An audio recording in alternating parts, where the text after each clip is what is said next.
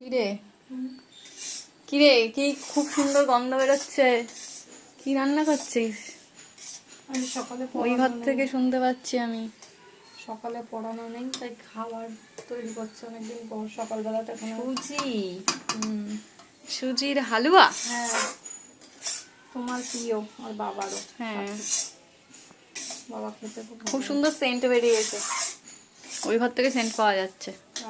হ্যাঁ তাহলে খেতেও অনেকটাই ভালো হবে। হ্যাঁ, খেয়ে দেখি আগে কর, তারপরে তো খাবো। কতক্ষণ সময় লাগবে? আমার তো খিদে পেয়ে গেছে। হয়ে গেছে 5 মিনিট। হ্যাঁ, আর 5 মিনিট। 5 মিনিট?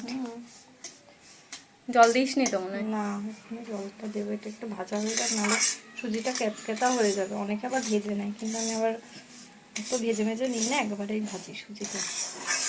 ঝরঝরা থাকবে না, লেগে লেগে যায় না, অনেক সময় সেই ক্যাটকেটা হয়ে যায়। এরকম একটা মচা মচা ভাবটা যে হিটে চলে আসবে। আর আমি কমিয়ে করছি। লোহার কড়াই কালো লাগে। লোহার কড়াই রান্না। লোহার কড়াই তো, তার জন্য কালো। অনেকে আবার বলবে কড়াই মাজে না, কতজন মানুষের কত রকম কথা। লোহার কড়াই খাওয়া ভালো। হ্যাঁ কি কলকাতায় যে খাসির মাংস গোলবাড়ি সব লোহার কড়াই রান্না হ্যাঁ, করে। কালো কালো হয় দেখতে, কিন্তু মানে আয়রনটা ওঠে লোহার কড়াইয়ের। কিন্তু এই কড়াইটা এত ভালো, সব মিক্স করে খুব ভালো হয়, ভাজা ভুজি বল রান্না বল। চল আগে হোক, তারপর দেখাচ্ছি। আচ্ছা, ফাইনাল রেসিপিটা পরে দেখাচ্ছি।